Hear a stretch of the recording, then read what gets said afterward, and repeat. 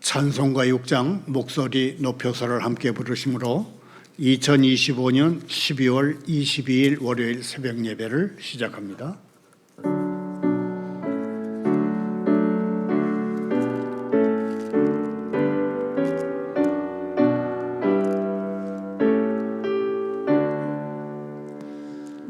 목소리 높여서 주 찬양하여라. 영광과 권세와 존귀와 위엄을 온누리 다스리시는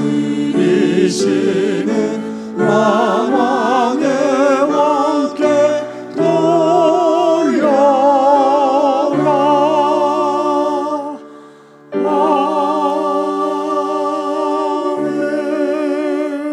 계속해서 322장입니다.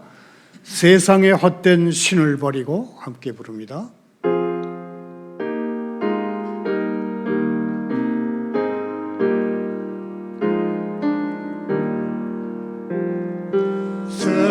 세상의 헛된 신을 버리고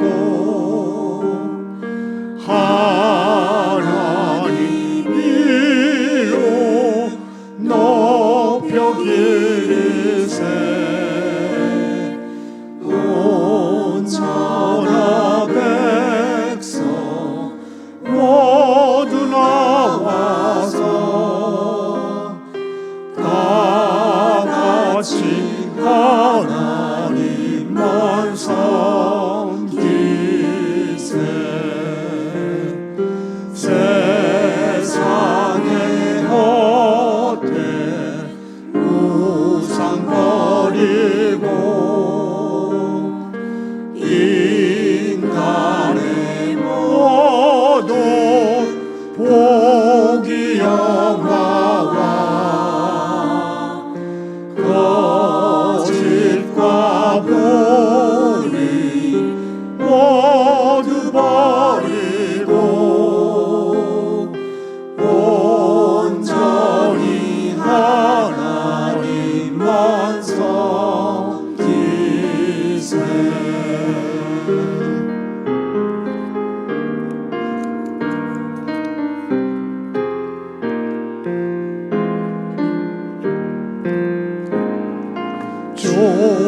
주님의 백성 서로 헤아려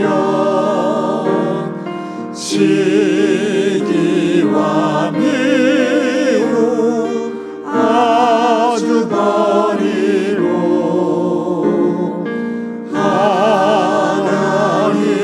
하나님만을 홀로 섬기는 전국을 어서 이뤄주소서.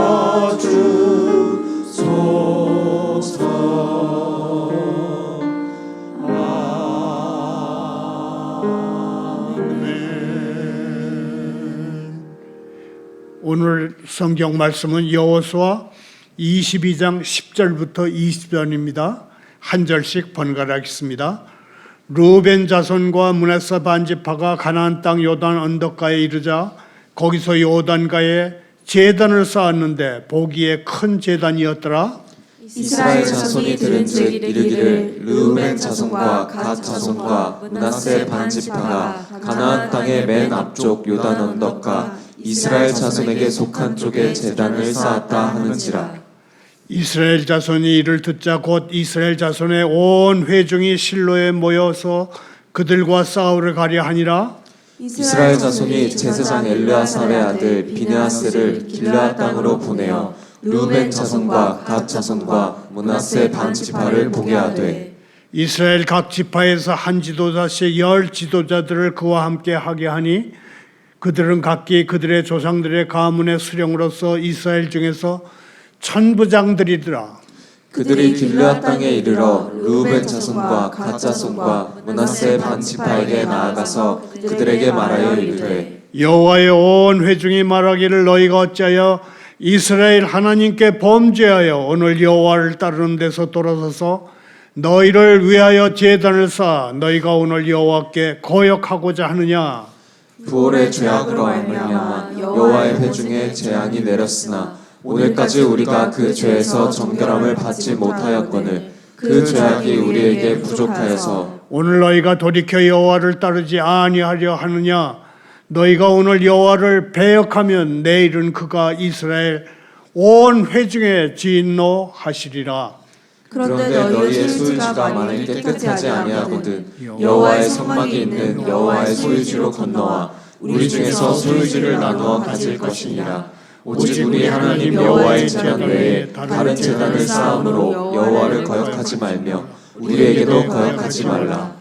세라의 아들 아간이 온전히 바친 물건에 대하여 범죄함으로 이스라엘 온 회중에 진노가 임하지 아니하였느냐. 그의 죄악으로 멸망한 자가 그 한 사람만이 아니었느니라 하니라.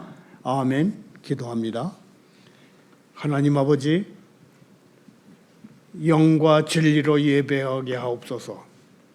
저희가 예배 장소나 예배 시간이나 예배 형식처럼 초점이 빗나간 논쟁거리에 휘말리지 않게 하옵소서.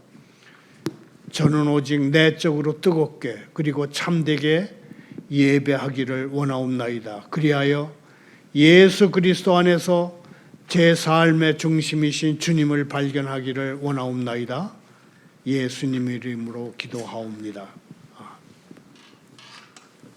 오늘의 설교 제목은 예배, 순결한 사랑과 충성의 고백입니다. 이 부제에는 예배는 우리의 삶의 중심이며 하나님께 드리는 순결한 사랑과 충성의 고백이라는 뜻이 들어 있습니다.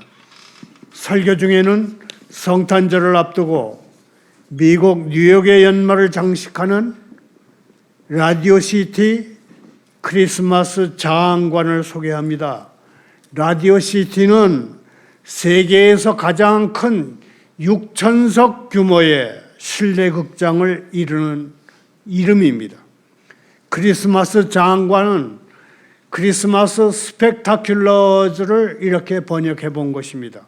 크리스마스 장관은 창단 100년을 자랑하는 로켓 댄서 그룹이 해마다 성탄 계절에 펼치는 공연을 일컫습니다.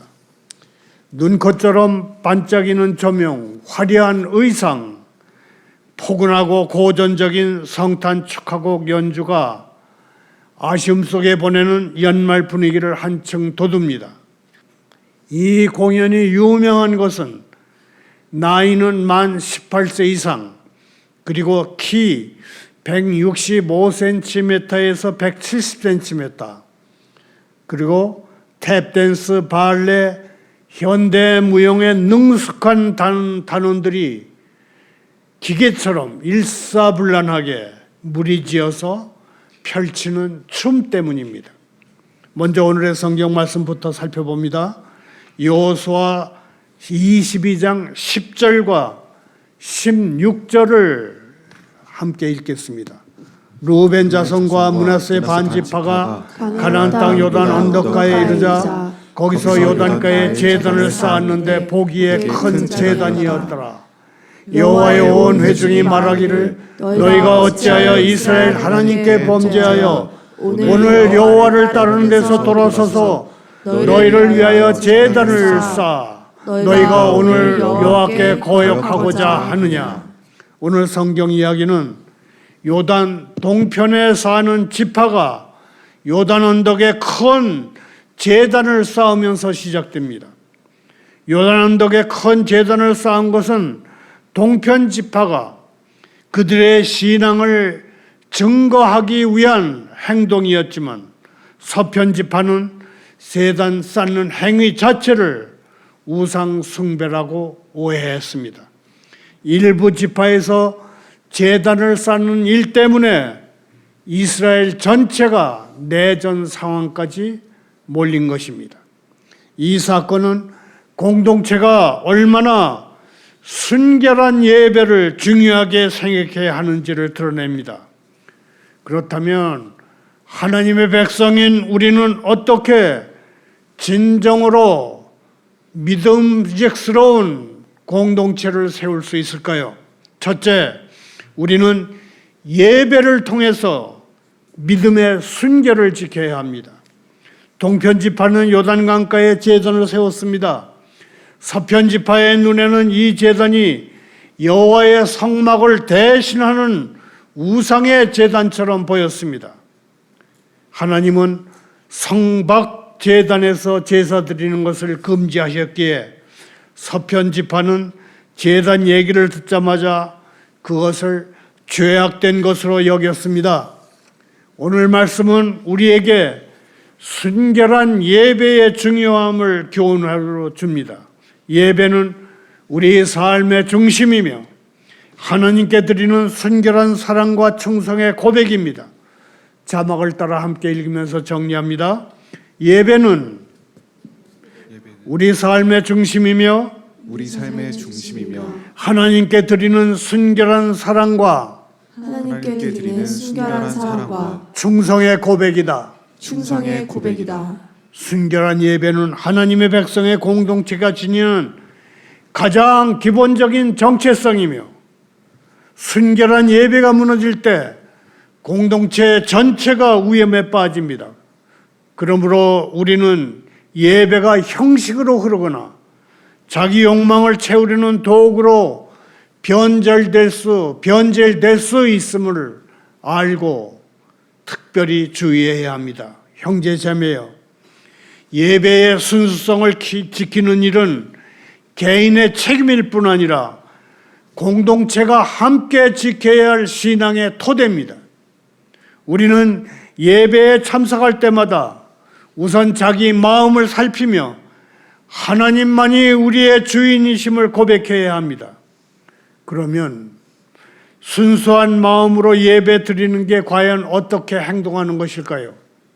우선 불결한 자리에서 더럽혀진 몸을 씻고 예배에 참석하는 것입니다.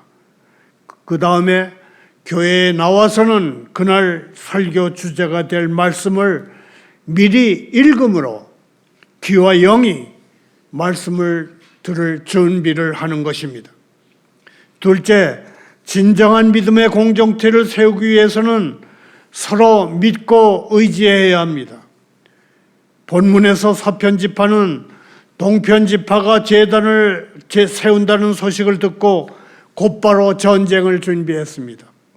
이러한 서편 지파의 반응은 지나쳐 보이지만 사실 그들의 열심은 하나님의 말씀을 지키려는 진지한 충성에서 우러난 것이었습니다.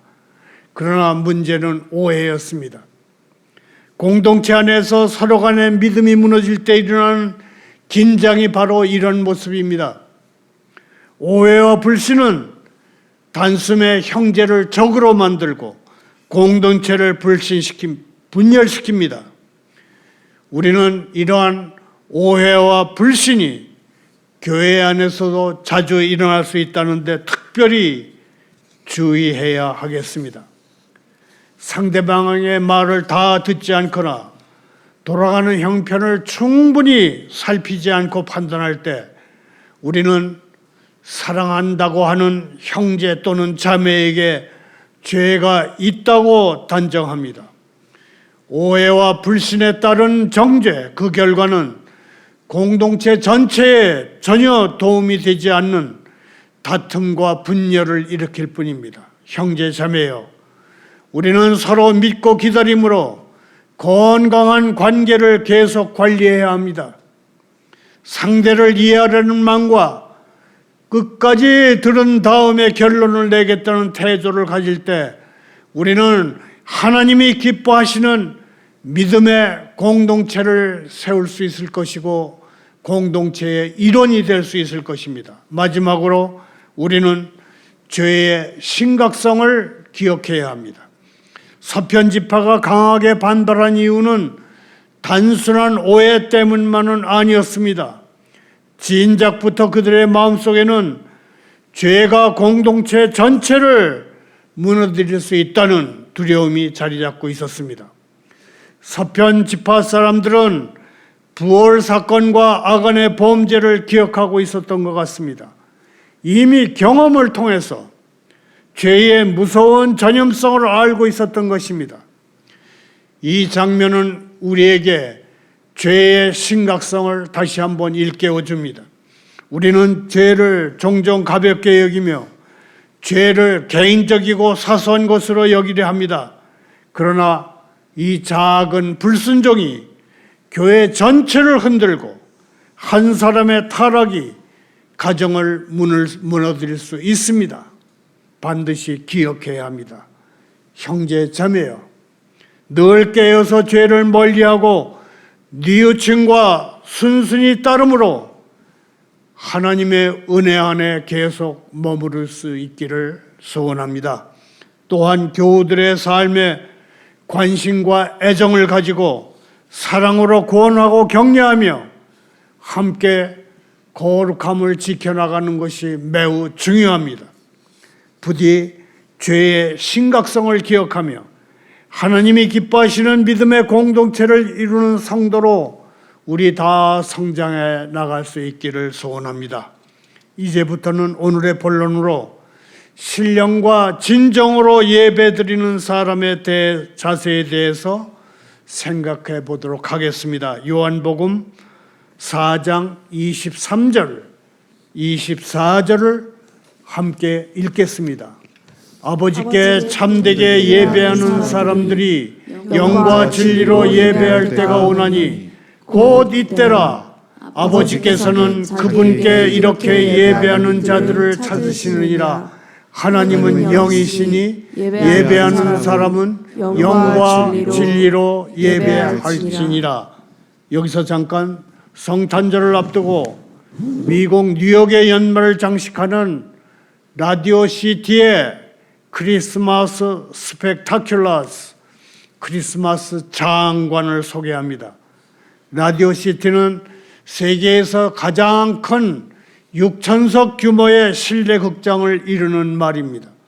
크리스마스 장관은 창단 거의 100년을 자랑하는 로켓 댄서 그룹이 해마다 성탄절 계절에 펼치는 춤판을 일컫습니다. 눈꽃처럼 반짝이는 조명, 화려한 의상, 포근하고 고전적인 성탄 축하곡 연주가 아쉬움 속에 보내는 연말 분위기를 한층 돋웁니다.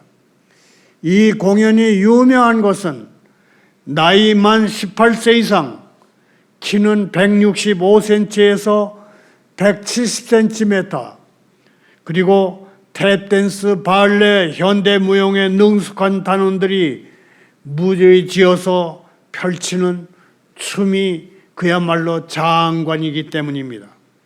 당나귀, 양, 낙타가 등장하는 예수 탄생과 나무병정 퍼레이드는 98년 전 1933년 첫 공연 때부터 이어진 인기 있는 연주 목록으로, 특히 나무병정 행진은 인체 예술의 정수를 보여주는 세계에서 가장 유명한 발차기라는 호평을 얻고 있습니다. 90분 공연 동안 단원들은 8번 옷을 갈아입는데 그 갈아입는 속도가 빠르면 78초라고 합니다.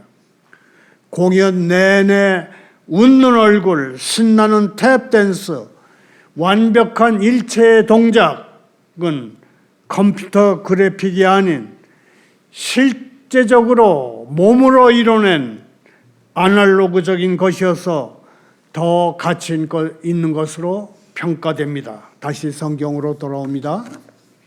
요한복음 4장 24절을 현대인의 성경 번역으로 함께 읽겠습니다.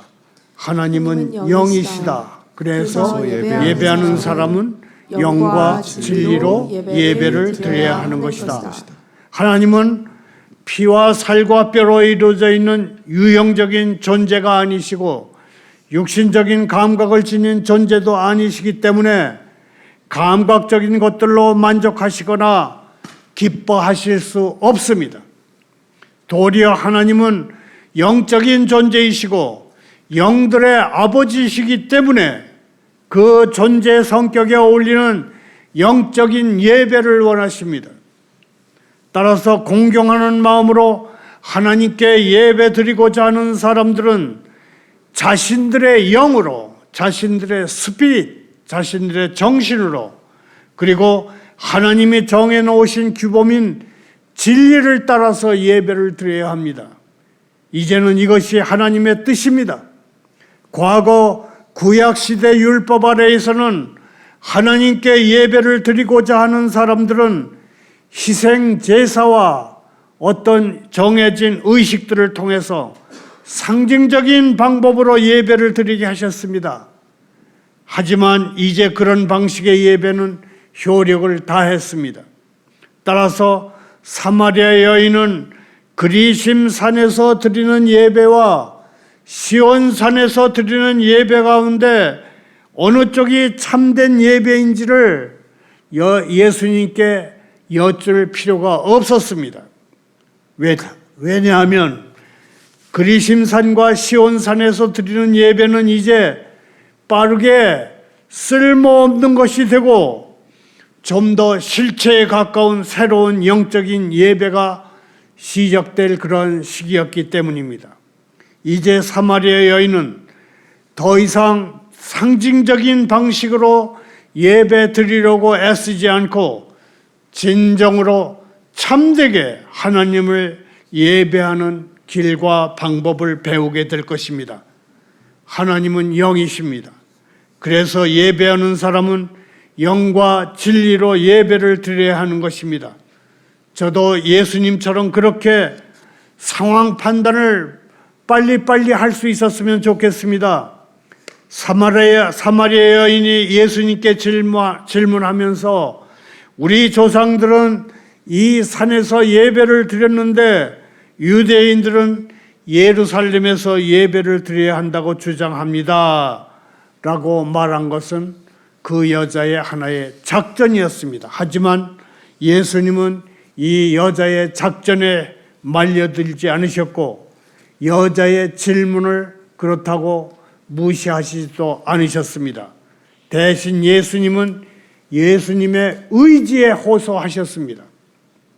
예수님은 예배 장소와 예배 대상 그리고 진정한 예배의 내용에 대한 세 가지 논점으로 여자에게 도전하게 하셨습니다. 첫째, 이 땅의 예배 장소는 하늘에서 부차적인 문제라고 지적하셨습니다. 성전은 하나님이 아니라 인간을 위해 주신 것입니다. 성전은 우리의 산만한 관심을 집중시켜주는 역할을 할 뿐입니다. 많은 유대인들은 예루살렘 성전에서 수천 킬로미터나 떨어진 곳에 끌려가서 눈에 보이는 성전이 없는 곳에서도 하나님을 충실하게 예배했고 성전이 불타 없어진 후에도 그랬습니다. 성전은 그냥 우리의 예배를 집중하게 하는 그러한 장소인 것입니다. 둘째, 하늘에서는 예배의 대상이 가장 중요하지만 사마리아에서는 누구를 예배하느냐 하는 문제가 부차적인 것이 됐다고 예수님은 지적하십니다. 사마리아 성전이 에스라 선지자와 느헤미야 선지자의 재건 사업에 직접 대항하려고 계획되고 건축됐음을 우리는 잊지 말아야 합니다. 사마리아 성전을 지은 사람들은 유일하신 참 하나님을 몰랐습니다. 예수님은 불편한 진리를 애두르지 않으시고 사마리아인들은 정말 우상 숭배자들이다 그렇게 말씀하신 것입니다. 셋째, 하나님을 사랑하는 마음이 있는지 없는지는 예배 드리는 사람의 마음과 됨됨이를 보면 알 수 있다고 예수님은 말씀하십니다. 예수님이 사마리아 여인과 말씀하고 계실 때에도 유대교 종교 지도자들은 환전 사업으로 성전을 더럽히고 있었습니다. 명색이 예루살렘 성전인데 거기서 비둘기 팔고 가축 팔고 돈 바꿔주고 그랬던 것입니다.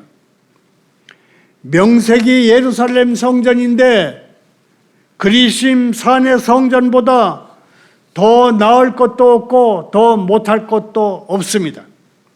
주님은 성령께 힘입은 진정한 예배를 원하십니다. 이어서 우리를 추수할 밭으로 들어가지 못하게 막는 태도들은 어떤 것인지를 요한복음 4장 24절을 다시 읽으면서 생각해 보겠습니다. 하나님은 영이시니 예배하는 사람은 영과 진리로 예배할지니라. 아멘. 예배를 망치고 교회들을 망치는 그리스도인들의 태도는 어떤 것일까요? 대체로 세 가지 태도를 들 수 있을 것입니다. 첫째, 우리는 편견이나 편협한 생각에 방해를 받습니다. 제자들은 예수님이 사마리아 여자와 말씀하시는 것을 봤습니다. 제자들에게 그녀는 사회 계층에서 더 이상 아래로 내려갈 데가 없는 밑바닥 인생이었고, 그래서 그녀를 구원하는 데는 신경 쓰지 않았습니다. 제자들과 마찬가지로 어떤 극악한 영혼들은 절대로 지옥의 암흑을 면하지 않았으면 하고 바라는 사람들이 바로 우리들입니다. 하지만 우리의 창조주께서는 사람들의 자격을 따져서 등급을 매기지 않습니다. 우리 모두는 구원받을 자격이 없지만 하나님은 똑같이 사랑해 주십니다. 둘째, 우리는 자잘한 일상사에 사로잡혀서 영과 진리로 예배하는 데 실패합니다.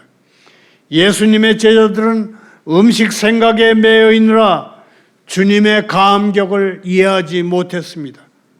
조금이라도 보는 눈이 있는 사람이라면 음식을 제쳐두고 주님께 무엇 때문에 기분이 좋으시냐 그렇게 물어봤을 것입니다.